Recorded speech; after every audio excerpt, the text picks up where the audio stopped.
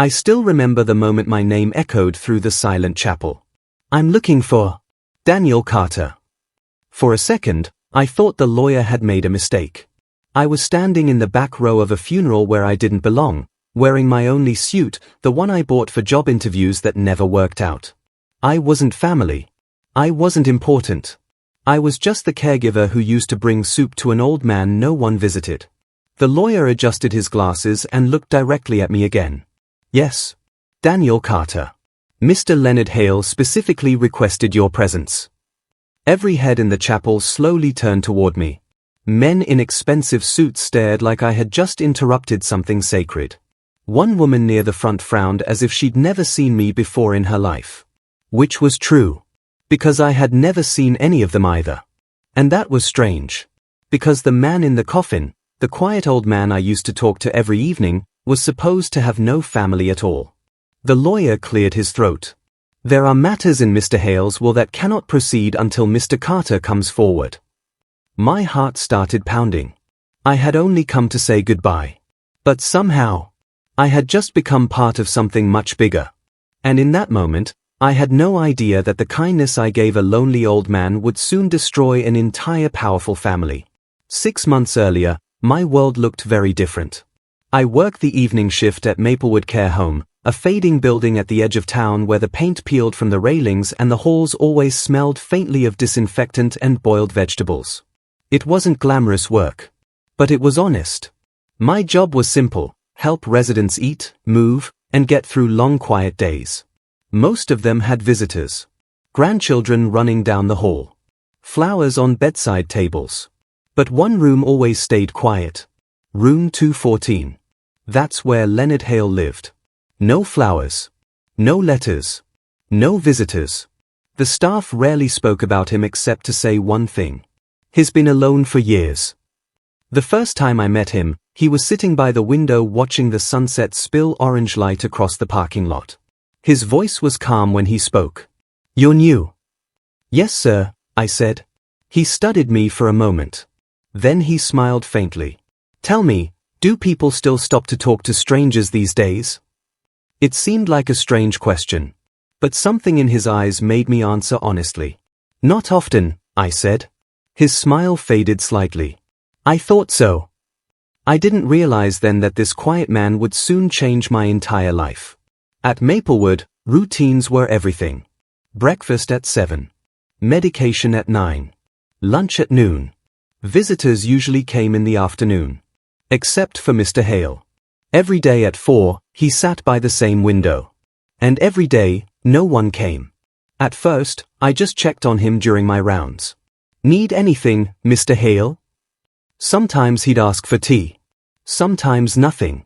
But one evening I noticed something strange. He had placed 2 cups on the table beside him. One for himself. And one empty. Waiting. I hesitated. Expecting someone? He looked at the empty chair. Then quietly shook his head. Old habits. Something about that moment stuck with me. So the next evening, when I finished my shift early, I sat in the empty chair. We talked about small things. Weather. Books. The way the world used to feel slower. After that, it became routine. Every evening, I'd sit with him for a few minutes. The other staff noticed. One nurse laughed one day. You know he's got nothing, right? What do you mean? No family. No money. No one cares about him. But when I looked at Mr. Hale, I didn't see someone worthless. I saw someone waiting. And I had no idea what he had once been. Kindness rarely looks dramatic. Most of the time, it's quiet. Like bringing an extra bowl of soup. Fixing a broken radio. Or sitting in silence so someone doesn't feel forgotten. That's what my evenings with Mr. Hale became. He loved old music, but his radio barely worked. So one night I opened it up and repaired the loose wiring. When the music crackled back to life, his eyes lit up like a child's. You're good with your hands, he said. Had to be growing up. He nodded thoughtfully. Then asked something unexpected. If someone gave you power, real power, what would you do with it? The question caught me off guard. I'd probably help people who need it. He smiled slowly. A rare answer. Sometimes his questions felt like tests. But I never thought too much about it. I was just being kind to an old man. Still, once in a while, I noticed odd things. His watch looked expensive. His posture was too confident for someone who had spent years forgotten. And the way he spoke about business sounded like someone who had run empires. But I brushed the thought away. After all, he lived in room 214, the loneliest room in the building. One rainy evening, I asked him the question everyone wondered about. Mr. Hale, why doesn't anyone visit you? The rain tapped softly against the window as he stared outside. For a long time, he didn't answer. Then he spoke quietly. Sometimes families break in ways that can't be repaired. That's all? He chuckled softly. That's the simple version. I sensed there was more. A lot more. But he changed the subject. Instead, he asked about my life. My struggles. My dreams. I admitted something I rarely told anyone. I always wanted to start something of my own someday, maybe a small workshop. His eyes brightened. What stopped you? Money. He nodded slowly. Yes, money is often the gatekeeper of opportunity. Then he said something strange. Tell me, Daniel, do you believe a person's true character shows when they think no one is watching? I guess it does. He leaned back in his chair. Good. Why? But instead of answering, he simply smiled. And for the first time, I had the feeling our conversations meant more to him than I understood. Not everyone at Maplewood liked what I was doing. One afternoon in the break room, a co-worker named Greg shook his head when he saw me carrying Mr. Hale's dinner tray. You're wasting your time. How? That guy's a ghost. No family, no money. When he's gone, no one will even notice. I shrugged. He notices. Greg rolled his eyes. You're too soft, man. Maybe he was right. But something about Mr. Hale felt different. That evening, while helping him into his chair, he asked casually, do the others approve of your visits? Not really. And yet you continue. Someone should. He nodded slowly. Tell me something honestly. Okay. If kindness brought you nothing in return, would you still choose it? I didn't even hesitate. Yes. For a moment, he simply watched me. Like he was memeizing the answer. Then he said quietly, that's good to know. At the time, I thought it was just another philosophical question. But now I realize, that moment may have changed everything. The first real mystery appeared a few weeks later. I was helping Mr. Hale button his coat when his sleeve slid back slightly. That's when I saw it. The watch. It wasn't the kind sold in malls. The metal was heavy. The craftsmanship perfect. Even I knew it had to cost thousands. Nice watch, I said. He glanced at it briefly. An old gift. From family? He hesitated. Something like that. But later that night, curiosity got the better of me. I searched online. The watch brand I saw? Some models sold for over $40,000. I stared at the screen in disbelief. How could someone with a watch like that live in a forgotten nursing home? The next evening, I asked him about it again. He simply smiled. Daniel, appearances can be misleading. Then he added something even stranger. Sometimes a person must disappear to see who still cares enough to look. At the time, I didn't understand what he meant. But that watch was the first crack in the story I thought I knew. And bigger secrets were waiting behind it. One night during my shift, I noticed a black sedan parked across the street from Maplewood. It stayed there longer than usual. Engine off. Lights dark. Just waiting. I didn't think much of it until the same car appeared again the next night. And the night after that. Always around the same time I visited Mr. Hale. Curious, I mentioned it casually while we talked. Someone's been parking outside lately. His eyes sharpened slightly. What kind of car? Black sedan. For a moment, his calm expression changed. Almost like recognition. Then he quickly relaxed again. Probably nothing. But I noticed something strange. That night he closed the curtains. He had never done that before. Before I left, he said something quietly. Daniel, if strange things ever happen, promise me you won't blame yourself. That sentence stayed with me long after my shift ended. Because suddenly, the quiet life of room 214 didn't feel so simple anymore. And somewhere out there, someone was watching. A few days later, Mr. Hale asked me something that unsettled me more than anything before. Daniel, what would you do if someone offered you a fortune? I laughed. I'd probably faint first. No, he said seriously. Imagine it. So I thought about it. I'd help my mom pay off her house. Maybe open that workshop I told you about. And the rest? Maybe help people. He studied my face carefully, like a judge deciding something important. Then he asked the strangest follow-up question yet. What if accepting that fortune meant standing against powerful people? That made me pause. Powerful how? People who believe money entitles them to everything. I shrugged. If it's the right thing to do, I guess I'd still do it. For a long moment, the room was silent. Then he nodded slowly. Good. Before I could ask what he meant, he changed the subject again. But that night, walking home under the streetlights, I couldn't shake the feeling that Mr. Hale wasn't just making conversation. He was preparing me for something. Something I still couldn't see. One evening while cleaning his room, I noticed something unusual. A photograph had slipped from inside a book on his nightstand. I picked it up carefully. It showed a much younger Leonard Hale standing beside a massive cargo ship. Behind him stood dozens of workers and cranes towering over a harbor. It looked like the photograph of a major industrial project, not the life of a forgotten old man. When Mr. Hale returned from the dining hall, he saw the picture in my hand. For a moment, his calm mask slipped. Where did you find that? In the book. He took it gently. His fingers trembled slightly. That was a long time ago. What was it? He stared at the photo. Something I built. I waited. But he didn't say more. Instead, he placed the picture back into the book and closed it carefully. Then he looked at me with a strange sadness. Daniel, sometimes a person spends their whole life building something. And then they discover the hardest part isn't creating it. It's deciding who deserves it. I didn't realize then. That answer would soon decide my future. The black sedan returned again. But this time, something different happened. A man stepped out.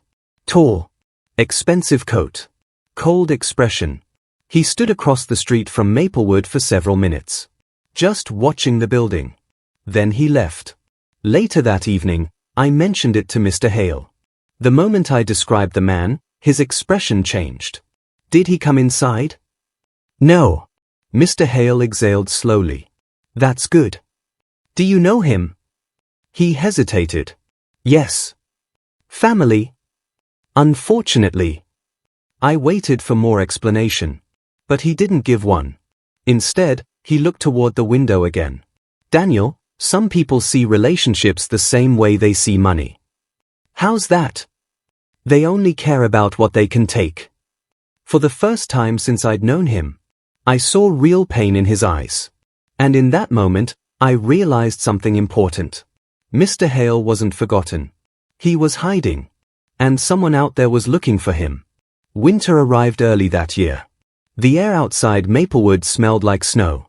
That evening, Mr. Hale seemed unusually tired. His voice was softer. His movement slower. Before I left his room, he reached into his drawer and handed me something small. A folded piece of paper. Keep this, he said.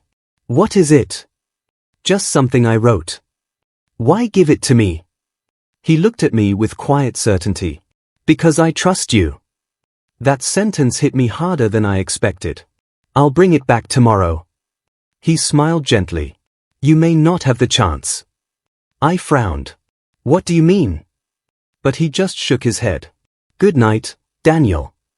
I left the room with an uneasy feeling. The next morning when I arrived for my shift, the hallway outside room 214 was crowded with staff. And a nurse looked at me with sympathy. Daniel, Mr. Hale passed away early this morning. For a long moment, the world went silent. I had just spoken to him hours earlier. And now, he was gone. But the mystery he left behind was only beginning. That night I finally opened the paper Mr. Hale had given me. The handwriting was neat but shaky. It read, "Daniel, if you are reading this, it means my time has ended. You once told me that kindness matters even when no one is watching. I hope you meant it. In a few days, you will receive an invitation. When it comes, please attend. There are truths that must be revealed. And there are people who must finally face them. You may be the only one willing to stand there. Leonard Hale." I stared at the note for a long time. What invitation? What truth? A week later, the answer arrived. A formal letter sealed in thick ivory paper. It was an invitation to Mr. Leonard Hale's funeral. But something about the letter made my stomach tighten. Because printed at the bottom was the name of a law firm I had heard before. One that only handled the estates of the extremely wealthy. And suddenly, the quiet man from room 214 didn't seem so ordinary anymore.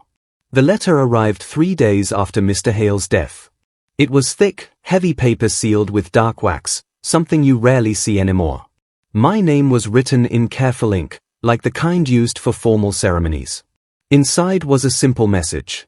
You are respectfully invited to attend the memorial service of Mr. Leonard Hale.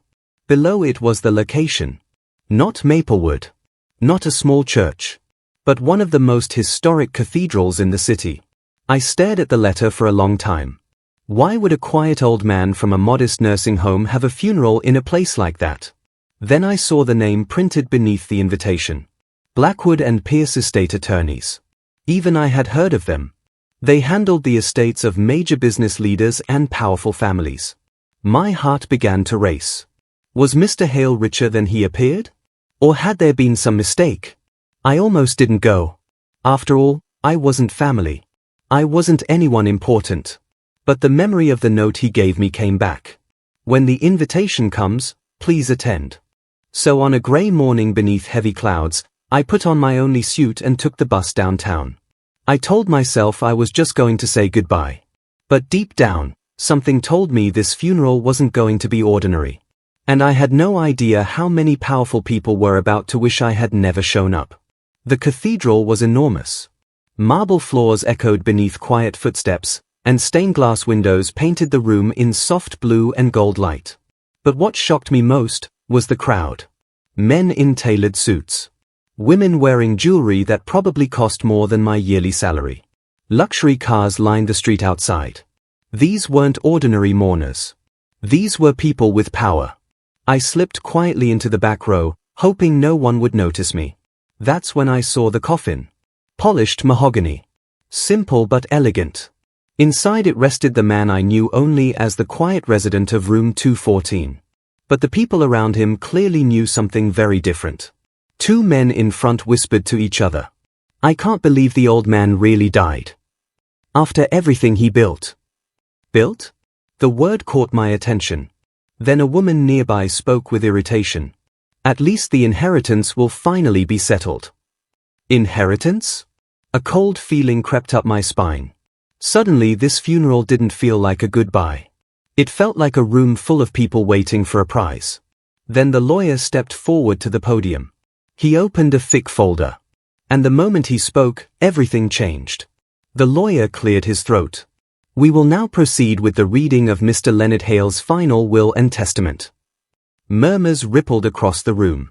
Several people leaned forward eagerly.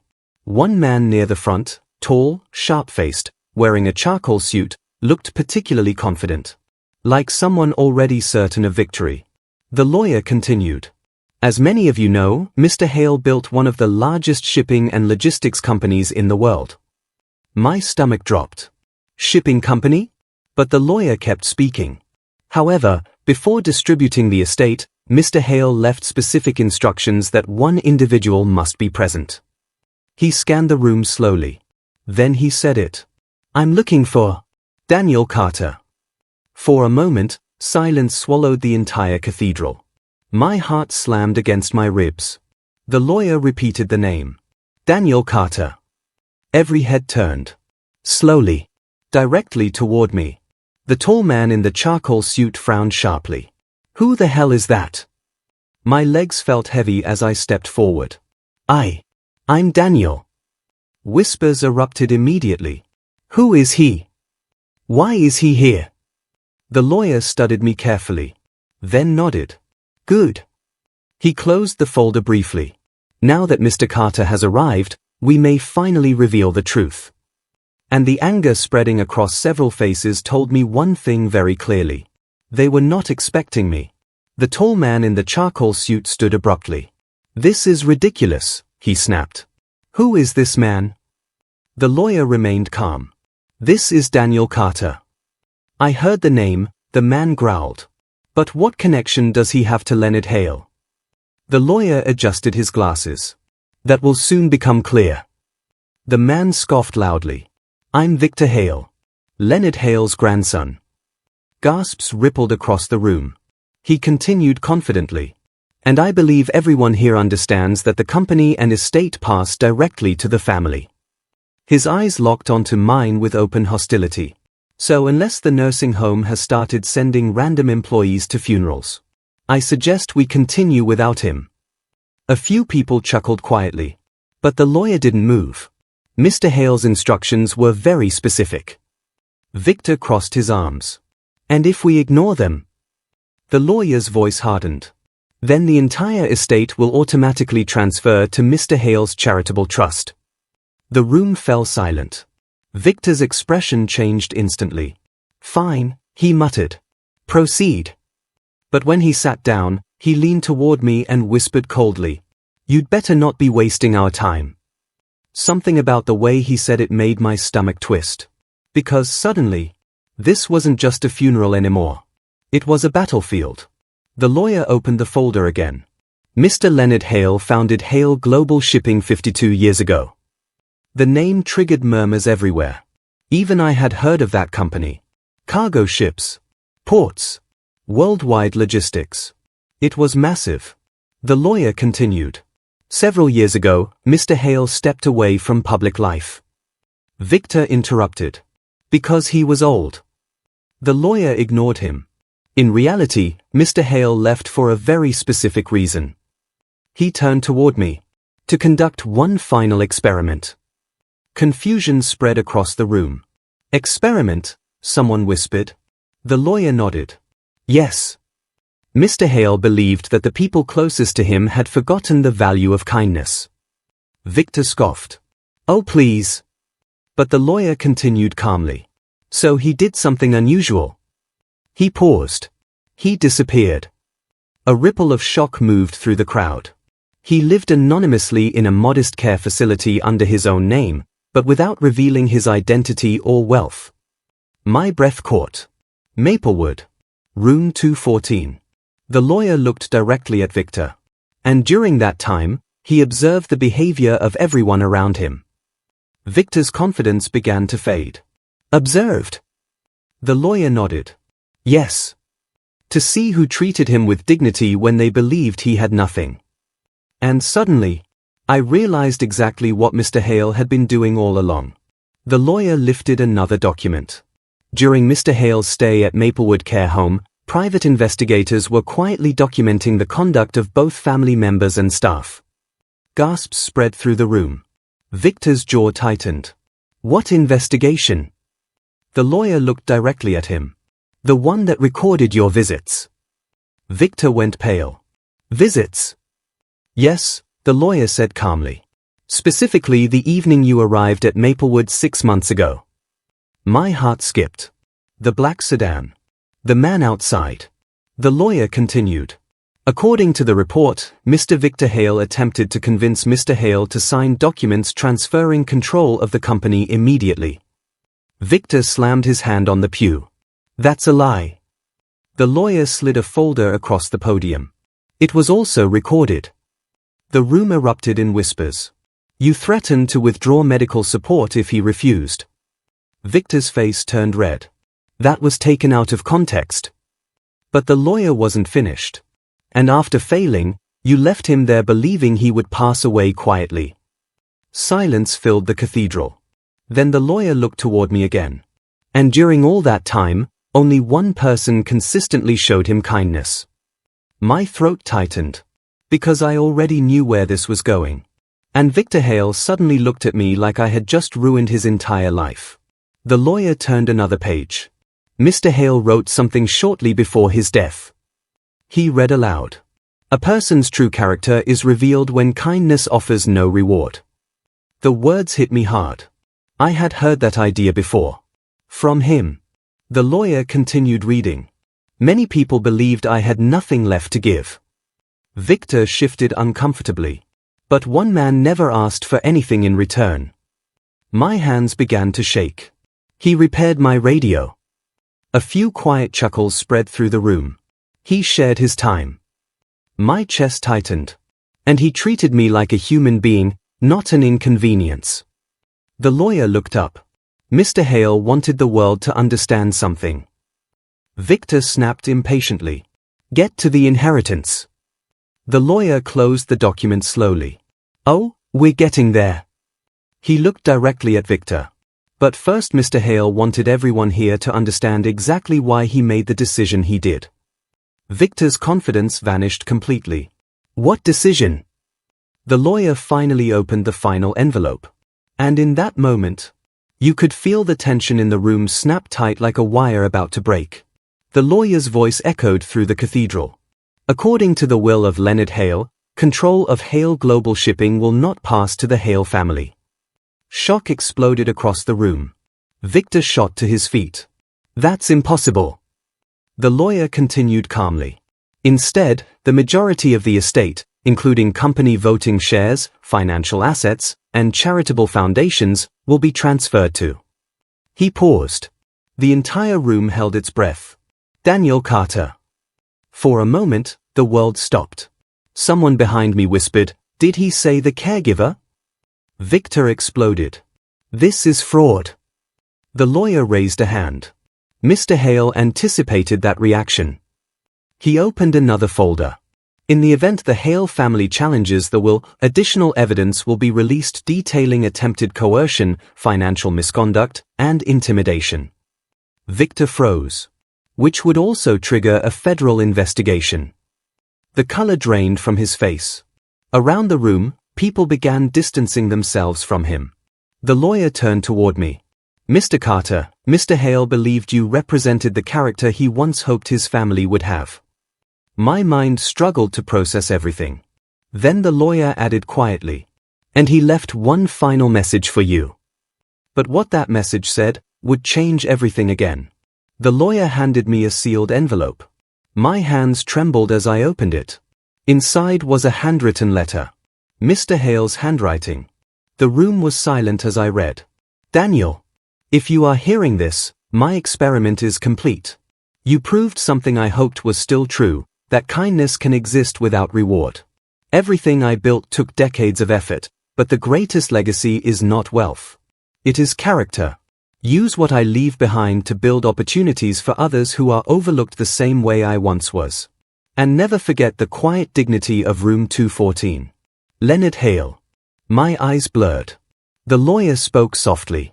Mr. Hale also established a foundation under your leadership. For what? To fund small businesses, vocational training, and care facilities like Maplewood. The room grew quiet again. Because suddenly, the fortune wasn't just money. It was responsibility. But Victor Hale wasn't finished. His voice trembled with rage. This isn't over. But the lawyer calmly replied. Oh, it actually is. Because the next revelation would destroy Victor Hale completely. The lawyer turned to the final document. There is one last matter. Victor glared. What now? Mr. Hale authorized a full audit of the company prior to his death. Victor's expression tightened.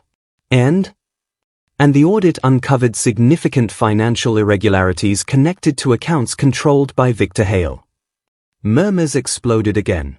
The lawyer continued calmly. These findings have already been submitted to federal investigators. Victor staggered backward. You can't do that. Oh, the lawyer said quietly. We already did. Two men in dark suits stepped forward. Victor Hale.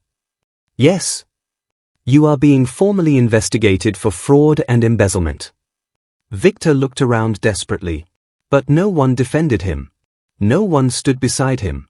Because the truth had finally surfaced. Everything he tried to steal had just vanished. And in that moment, the man who believed wealth entitled him to everything lost it all. Weeks later, I stood in a massive office overlooking the harbor.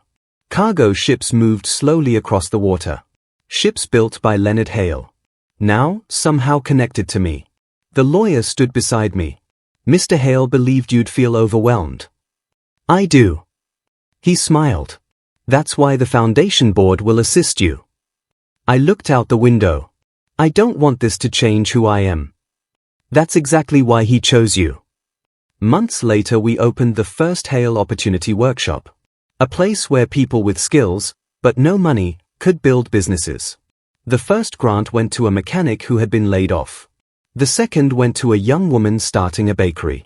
And every time I walked through those doors, I remembered a quiet room in a nursing home. Room 214. Where a forgotten man taught me that kindness always matters. Even when no one is watching. Sometimes people ask me if the story is true. If a quiet caregiver really inherited a fortune. But that's not the part that matters. The part that matters is this. For months, I helped an old man because it felt like the right thing to do. Not because I expected anything. Not because anyone was watching. And that simple choice changed everything. Leonard Hale once told me something I'll never forget. A person's true character appears when kindness offers no reward. So here's the question I leave you with. If someone around you needed kindness today, and you knew no one would ever thank you, would you still do it? Because sometimes, the smallest acts of compassion echo farther than we can imagine. And sometimes, they change lives in ways we may never see. If this story reminded you that kindness still matters, share it with someone who needs that reminder today. Because the world always needs more people willing to choose kindness, even when no one is watching.